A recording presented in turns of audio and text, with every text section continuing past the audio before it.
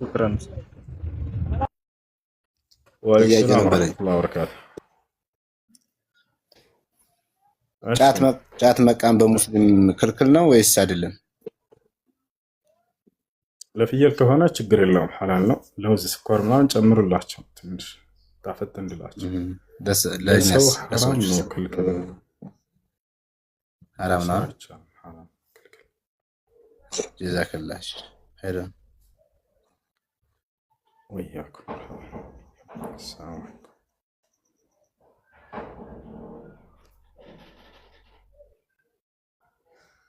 ጥያቄ አለ? ጥያቄ አለ? ጥያቄ ከሌላችሁ አትላኩ። ከዚህ በኋላ ጥያቄ ሳይኖር የላከ አታውርዱት። ሰላም አለይኩም ኡስታዝ። ጥያቄ ሳይኖራችሁ ከላኩ ሰላም አለይኩም። አለይኩም ሰላም። ጥያቄ ነበረኝ። ወንዶች አንገታቸው ላይ ወርቅ ካልሆነ ኖርማል ወርቅ የሚመስል ነገር ማድረግ ይችላሉ? አንገት ላይ አይቻልም በፍጹም። እሺ አንገታቸውንስ ወንዶች መቀንደብ ይችላሉ? ለሴት ብቻ ነው ሐራም አሉ። አንገት መቀንደብ ቅንድብ መቀንደብ ለወንድም ለሴትም ሐራም ነው፣ ክልክል። ወርቅ መሳይም ሆነ ወርቅ ለሁሉም ነገር አንገት ላይ ማድረግ አይቻልም አይደል?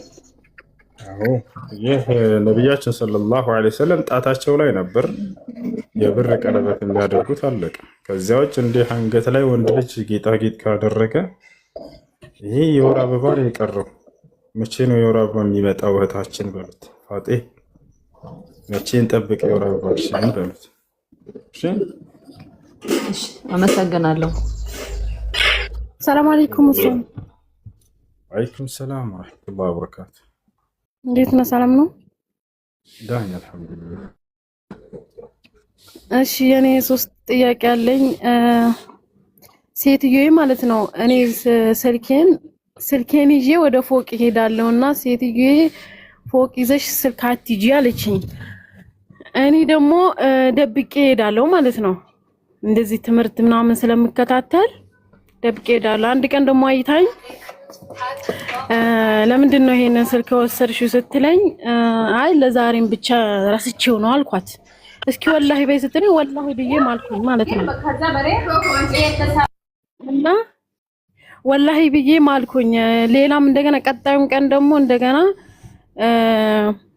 አሁንም ለምንድን ነው ይሄንን ስልክ ማለት ኤርፎኑን ተላቆብኝ ማለት ነው።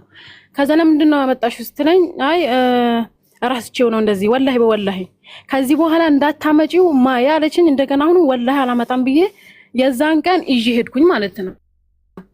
የዛን ቀን ደብቄ ማለት ነው። አሁንም ደብቄ ነው እየተጠቀምኩ ያለው ቦክስ ይሄድ ማለት ነው። እና መሀል ላይ እንዴት ይታያል 3 ጊዜም እያለው በውሸት ማለት ነው።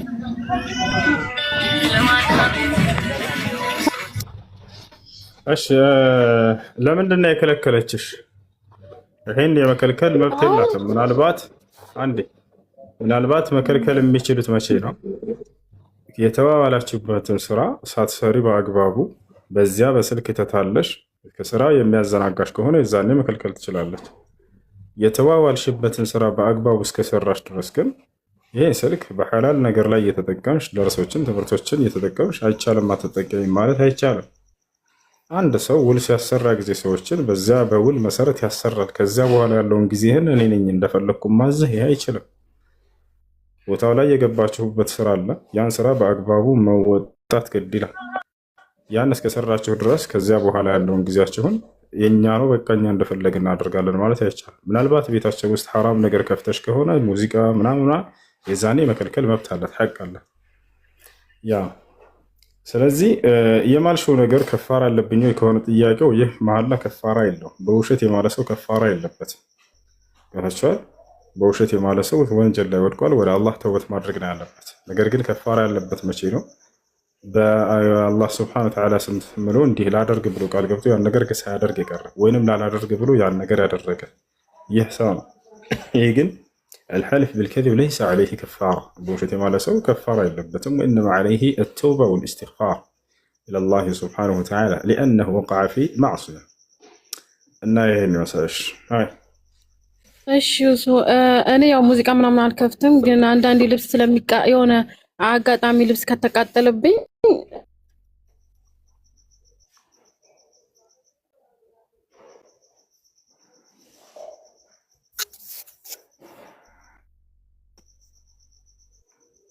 እሺ ይሰማል ይሰማል እሱ ይሰማል ተቋርጦብኝ ነበር። እሺ ሁለተኛ ጥያቄ አንድ ሴት ኒቃቢስት ሴት ከሆነች ለምሳሌ የባሏ አባት ከሞተ የባሏ እናት አጎታ ወረሳት ማለት ነው እና ለሱ መገለጥ ትችላለች? ለየትኛው?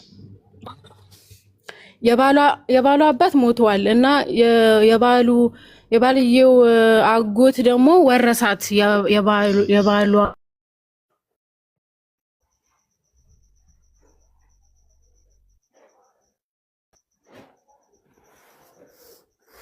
እሺ ተቆርጠሻል እህት።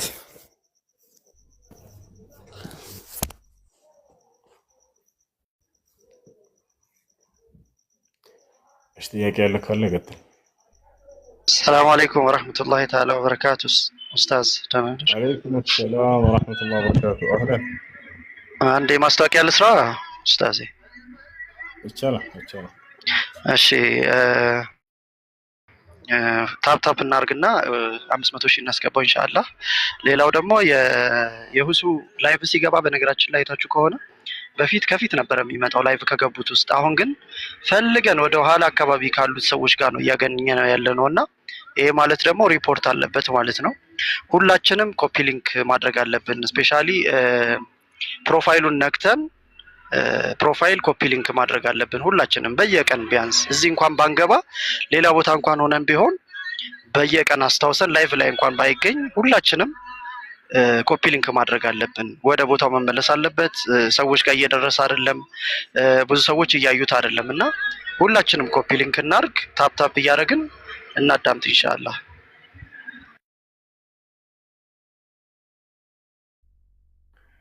مرحبا هاي እሺ ጥያቄ ያለው ሰው አለ? እንዴት ነህ? ሰላም አልክ? እንዴት አደርክ? والله الحمد لله ማን ነው? ኦኬ እሺ ቤቱንም ሰላም ልበል፣ ሁሉንም ከስራ ያሉትንም እንደተመቸው። እሺ 404 ሰው አካባቢ አለ እና ሁላችሁንም በእግዚአብሔር ፍቅር ሰላም እላችኋለሁ። እግዚአብሔር አምላክ ሰላማችሁን ያብዛ። እግዚአብሔር እንደሚወዳችሁ ነው ሊነግራችሁ የሚወደው። ምናልባት ከሲሪም ጴንጤም የሆናችሁ ኦርቶዶክስ የሆናችሁ ሙስሊም የሆናችሁ ልትኖሩ ትችላላችሁና እኔና እሱ በምንጠያየቀው ጥያቄ እንዳትሰናከሉ ከወዲሁ ላሳስባችሁ ፈልጋለሁና እሱ አንድ ለሶስት ጥያቄ ልጠይቅ። እሺ ቀጥልሽ። ጥያቄ ምንድን ነው? መጀመሪያ ጥያቄ በቁርአን አላህ ከአንድ በላይ እንደሆነ ወይም ደግሞ ብዛነትን የሚያሳይ ክፍል አለ? የለም። ስለዚህ አላህ አንድ ብቻ ነው ብሎ ነው እንትን የሚለው እንጂ ብዛነትን ቁጥራቸውን እንደማይታወቅ የሚገልጽ ክፍል የለም ማለት ነው። ይታወቃል፣ አንድ ብቻ ነው፣ ከአንድ በላይ የለም። ከአንድ በላይ መሆኑን የሚያሳይ የመጽሐፍ የቁርአን ክፍል የለም። እሺ እለጥፍልሃለሁ ማስረጃውን፣ ችግር የለውም። ሁለተኛ ጥያቄ ልጠይቅ። እግዚአብሔር ስንት ነው? ንጽጽር ስለሆነ እናነጻጽራ። እግዚአብሔር ስንት ነው? በቁርአን ስንት እንደሆነ ባይገለጥም ግን ከአንድ በላይ እንደሆነ ብዛነት እንዳለ ያሳያል። እግዚአብሔር ቁርአን ላይ የለም ወገናችን። እግዚአብሔር ስንት ነው? አሁን በእኛ ቋንቋ በአማርኛ ጠራው እንጂ አላህ ረቢ አንድ ከአንድ በላይ መሆኑን። እግዚአብሔር ስንት ነው በክርስትና? እሺ የኔን ጥያቄ ልጨርስና ትጠይቀኛለህ? ትቀጥላለህ፣ ችግር የለውም። እያነጻጸርን ተመሳሳይ ጥያቄ ነው። አብሽር የምጠይቀህ ሌላ ጥያቄ አልጠይቀህ። አላህ ስንት ነው? አንድ ብቻ ነው። ልጨርስና ትቀጥላለህ። አብሽር ጊዜ ሰጣለሁ። አንድ ነው እግዚአብሔር አንድ ነው። በጣም በማንነቱም በምንነቱም አንድ ብቻ ነው። በማንነቱማ ሲገለጥ ሶስት ነው። ሶስት ነው። ስለዚህ ሶስት እግዚአብሔር አለ። አብም እግዚአብሔር ነው፣ ወልድም እግዚአብሔር ነው፣ መንፈስ ቅዱስም እግዚአብሔር ነው አይደል? ሶስት አካል ነው የምንለው። ሶስት አምላክ ሳይሆን ሶስት እግዚአብሔር ሳይሆን ሲገለጥ ማኒፌስቴሽኑ ሶስት ነው። እግዚአብሔር አብ የሚባል የለም።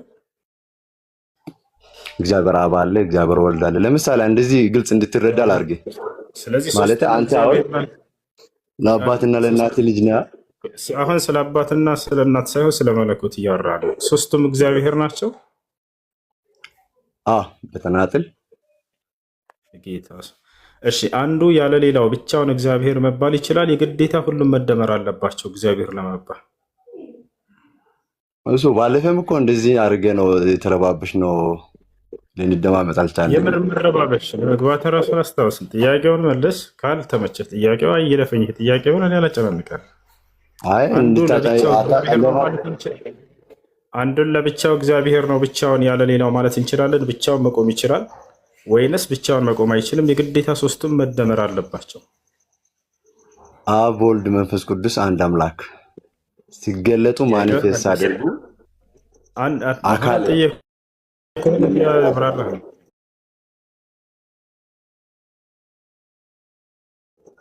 አንዱ ያለ ሌላው ብቻውን እግዚአብሔር ነው ብሎ መቆም ይችላል?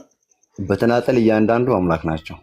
ማኒፌስቴሽኑ ነው እንግዲህ አብ ወልድ መንፈስ ቅዱስ ስንል በተናጠል ሁሉም አምላክ ናቸው። የራሳቸውን መቆም ይችላሉ ራሳቸውን ችለው ያለ ሌላው። አንዱ በአንዱ ላይ ይደገፋል ያለክ ማን ነው እኮ? አይደለም ካልከን ችግር የለውም ላይ ይቀበልሃል። አንዱ ያለ ሌላው መቆም ይችላል ወይንስ አንዱ ያለ ሌላው መቆም አይችልም? አብ አምላክ ነው፣ መንፈስ ቅዱስም አምላክ ነው፣ እግዚአብሔር ወልድም አምላክ ነው። ምንድነው አላልኩም? ጥያቄውን መልስ። አንዱ ያለ ሌላው ብቻውን አንድ አምላክ ነው መባል ይችላል ያለ ሌሎች? ወይንስ የግዴታ ተደጋግፈው ካልሆነ አንድ አምላክ ሊባሉ አይችልም? አይከፋፈሉማ። አሁን አንተ እኮ አከፋፍለ ነው እያልከ ያለው። እኔ አላከፋፈልኩም። ጥያቄ ነው የጠየቅኩህ። አንተ ነህ ልታከፋፍላቸው ወይንም ልትሰበስባቸው የምትችለው። አላከፋፈልኩም። አንድ አምላክ ነው ብዬ። እንደሱ ከሆነ አንዱ ያለ ሌላው አምላክ ሊባል አይችልም። የግዴታ ሶስቱም መደመር አለባቸው አይደል? አይከፋፈሉም። ስለዚህ አንዱ ያለ ሌላው ሳይነጣጠሉ አምላክ ናቸው። የምጠይቀህ ማለት አንዱ ያለ ሌላው ብቻውን አንድ አምላክ ነው ማለት ትችላለህ ወይንስ አትችልም? ይቻላል። አንዱ ያለ ሌላው ብቻውን አምላክ ነው ማለት ትችላለህ? ብቻውን አምላክ ነው። በቃ አንዱ ያለ ሌላው ብቻውን እግዚአብሔር ነው። ሌላ እግዚአብሔር የለም ከዛ ከአንዱ ውጭ? ወይንስ ሌሎች አሉ? ሳይነጣጠል ሳይከፋፈል አምላክ ነው እያልኩ እኮ ነው። አሁን አንተ አነጣጥለህ እኮ ነው። ማንነት ነው እየጠየኩኝ ያለሁት። ማንነታቸው ሶስት ነው ብለኸኛል። በስም ሶስት በመግባርም ሶስት ናቸው። ማንነታቸው ሶስት ነው። አብ አለ፣ ወልድ አለ፣ መንፈስ ቅዱስ አለ። አብን ያለ ወልድ ያለ መንፈስ ቅዱስ ብቻውን እግዚአብሔር ነው ማለት እንችላለን? ባጭሩ በቃ ግልጽ ላድርግ። ብቻውን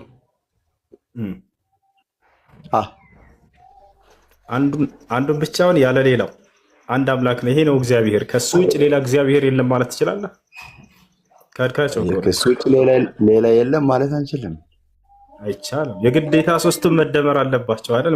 እንትን መደጋገፍ አለባቸው እኮ ነገርኩ። አይነጣጠልም። ሳይከፋፈሉ ሳይነጣጠሉ አምላክ ነው። ተደጋግፎ የሚቆም አምላክ የለም። ቆም ብላችሁ አስቡ። ወላሂ አንዱን ያለ ሌላው ብቻውን እግዚአብሔር ነው ማለት አይቻልም። አንዱ ብቻውን መቆም አይችልም ያለ ሌሎቹ። አስባችሁታል? አሁን ባለፈም እኮ በዚህ ጋር ነው ያስወረድከኝ።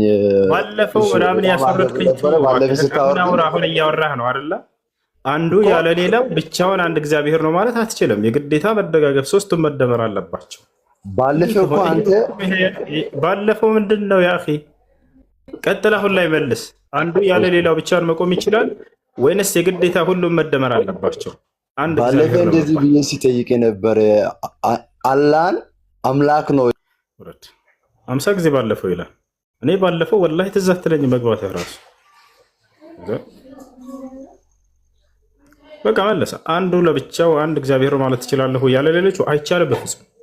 አምላክ ብሎ ማለት ራሱን በራሱ መቆም የሚችል ነው። ከአምላካችን ከአላህ መለኮታዊ መገለጫ አልቀዩም የሚል ማንነት አለው። አልቀዩም ማለት ራሱን በራሱ ችሎ የቆመ ማለት ነው። ያለማንም ድጋፊ ማንም ከጎን ማንም የመለኮት ማንነት የሌለው ብቸኛ ነው። በቃ እርሱ አልሐይ አልቀዩም አላሁ ላ ኢላሃ ኢላ ሁወል ሐዩል ቀዩም። ይሄ ቀዩምነት ባህሪ የለም ክርስትና ላይ። አንዱ ብቻውን ያለ ሌላው መቆም ይችላል ወይ? ላ አይችልም። የግዴታ ሁለቱ መጥተው መደጋገፍ አለባቸው። ተደጋግፎ የሚቆም አምላክ የለም። ያ እዚህ ዓለም ላይ አንድ አምላክ ራሱን ችሎ መቆም ካልቻለ ወላሂ አምላክ አይደለም። ከመለኮት መገለጫና ባህሪ መካከል ምንድን ነው? ራሱን በራሱ ችሎ የቆመ ነው። የሌላ ማንንም ማንነት ድጋፍ አይፈልግም። ወደዚህ ወደ ታላቅ ሃይማኖት እንጠራቸዋለን። አላህ በማንነቱም በምንነቱም ብቸኛ ነው። ማንም ደጋፊ የለው። ራሱን በራሱን ችሎ የቆመ ነው። አላህ በማንነቱ አንድ ነው፣ በምንነቱም አንድ ነው። ምንም አጋር የለውም። በክርስትና ላይ ግን ቅድም እንደሰማችሁት በማንነቱም በምንነቱም አንድ ነው ወይ አምላክ ስለው አይደለም። በማንነቱ ሶስት ናቸው አለ። ተመልከቱ፣ በምንነት አንድ ነው። እሺ ያ ሶስት ማንነታቸው አንዱ ራሱን ችሎ መቆም ይችላል ወይ? ያለ ሌላው መቆም አለበት። ከመለኮት መገለጫ መካከል ራሱን ችሎ መቆም አለበት። ያለ ሌላው አይችልም ማለት። ከዚህ የበለጠ ስህተት መሆኑ ሊገለጽላቸው ይችላል? አይገለጽም፣ አልተገለጸም መጽሐፍ ቅዱስ ላይ። እሺ የማንኛውም ጥያቄ ያለው ካለ ጥያቄ ያለው አለ ከገባስ? ሰላም አለይኩም ወራህመቱላሂ ወበረካቱ። አለይኩም ሰላም ወራህመቱላሂ ወበረካቱ። እንዴት ናችሁ? ዳን አልሐምዱሊላህ። የኔ ጥያቄ አገር እያለው ማለት ነው ሰማል ኡስታዝ ሰማላ የአባቴ እህቴ ጋር አክስቴ ጋር ማለት ነው አክስቴ ጋር እንትን ይዛ ሄድ ነበረ ማለት ነው አክስቴ ጋር እንትን ይዛ ሄድ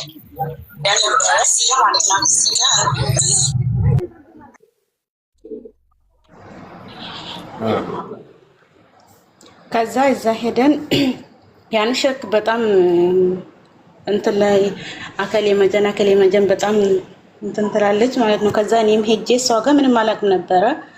ከዛ ለቀብር ሰግጃለሁ። ያኔ የሆነ ቀብር ቦታ ሄደን ሰግዱ ወረጅ ያለው ከዛ ወርጃለሁ። ደግሞ ዙራውን ዙረን ቅቤ ብለን ያኔ ብዙ ነገር አድርጃለሁ።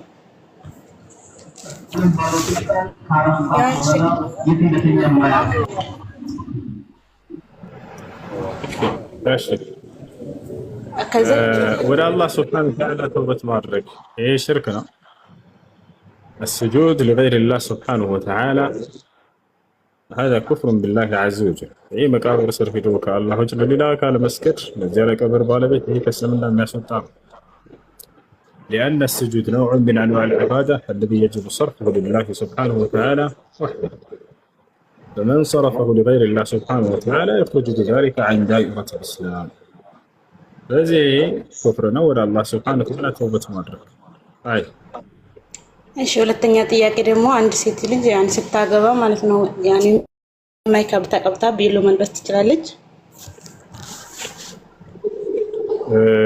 ቤሎ የሰውነት ቅርጽን የሚያሳይ ነው እና አይቻልም። የሰውነት ቅርጽን የማያሳይ ከሆነ ሰፊ ከሆነ እንዲሁም ርዝመቱ ከላይ እስከታች ሙሉ የሰውነትን ቅርጽ የሚሸፍን ከሆነ የሰውነትን ክፍል የሚሸፍን ከሆነ ችግር የለውም። ይሄ መቀባባት ምናምን ልክ እንዲሆን ባዕድ ወንድ የሚታይበት ቦታ ከሆነ አይቻልም። ነገር ግን ከፊቷ ሴቶች ብቻ ከሆኑና መሕረም ዘመዶቿ ከሆኑ ወይም ባሏ ፊት ከሆነ ችግር የለም። ለባዕድ ወንድ ተቀባብቶ መውጣት ይሄ ሐራም ነው፣ ክልክል ነው። አንድ የሚወት ታደርጉ ማን ጋ ነው? በአላህ ነቢያችን ሰለላሁ ዐለይሂ ወሰለም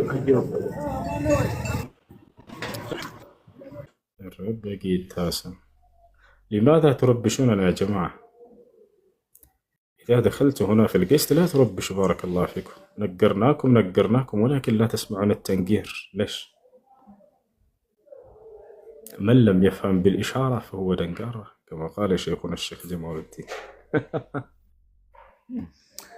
ايش لما ننام من نبر ጥያቄ ያለ ሴት ልጅ በሰርጓ ጊዜ ፏ ብትን ማለት ትችላለች። ያንን እየገታት አይደለም ኢስላም። ቅድም ስንናገር በሰርጓ ጊዜ ፏ ብትን ማለት ትችላለች። ሴት ልጅ ለወንድ የማይፈቀድ ነገር ለእርሷ የተፈቀደላት ነገር አለ። በደስታዋ ጊዜ አላህ መደሰት እንደሚወዱ በጣም ስለሚያውቅ ትንሽ ነገርም ስለሚያስደስታቸው ያን ነገር ራሱ ትንሽ ነገር አልናፈጋቸውም። እሱ ምንድን ነው? ሴት ልጅ በሰርግ ጊዜ ከወንዶች ገንጠል ባለ ቦታ ላይ ሆነው ተሰባስበው መጫወት ይችላሉ። ያ ማለት ዱፍ የሚባል ነገር ታውቃላቸው? አረቦች ክብ ሳህን የምትመስል ሀገራችን ላይ ድብ ብለው የሚጠሩት ይሄ ትልቁ አይደለም። በዛች ሰብሰብ ብለው ቢጫወቱና ደስታቸውን ቢያወጡ ተፈቅዶላቸዋል። ያ ነገር ግን ለወንድ አልተፈቀደም። ገብታቸዋል? ስለዚህ በሰርጓ ጊዜ ሴት ልጅ ፈታ ማለት ትችላለች፣ መዋብ መቆነጃጀት ትችላለች። ግን ባዕድ ወንዶች በሚያዩባት ሁኔታ መሆን የለበትም። እዛው ሴቶች ጋር ሰብሰብ ብለው ወይንም ባሏ ሙሽራ ሊመጣ ከሆነ ከእርሶ ፊት ለመታየት ብትል ችግር የለውም። ብትዋብ ብትቆነጃች ችግር የለውም። ባዕድ ወንዶችን ፈተና ላይ ለመጣል እስካላሰበች ድረስ በሁሉም ጊዜያት ሴት ልጅ መቆነጃጀት ትችላለች በኢስላም። ፈተና ላይ ግን የሚጥል ከሆነ ያ ነገር ሌሎችን ወደ መጸያፍ ነገር የሚጠራ ከሆነ የዛኔ ነው የተከለከለችው። ገብቷቸዋል። ነቢያችን ሰለላሁ ዐለይሂ ወሰለም ሲናገሩ አዩማ እምረአትን ኸረጀት ሚን በይቲሃ ሙተዐጢራ ሊየጅደ ሪሐሃ አልአጃኒብ ፈቀድ ዘነት አሉ። ማንም ሴት ባዕድ ወንዶች ጠረኗን ያገኙ ዘንድ አስባ ተቆነጃጅታ ተቀባብታ ሽቶ ብትወጣ እርሷ በእርግጥም ዝሙትን ሰራች አሉ። ያ ማለት ወደ ዝሙትን ጠራች ማለት ነው። ያ ማለት ተውባ ተቆነጃጅታ ባዕድ ወንድን ለመፈተል የምትወጣ ሴት ወደ ምንድን ነው ልትጠራ የምትችለው? ወደ ሶላት ወደ ዒባዳ ላይ አይደለም። ሌላ ባዕድ ወንድ እርሷን አይቶ መጥፎ ነገር እንዲያስብና ወደ ክፉ ነገር ነው የምትጠራው እና ይህ ነው። ስለዚህ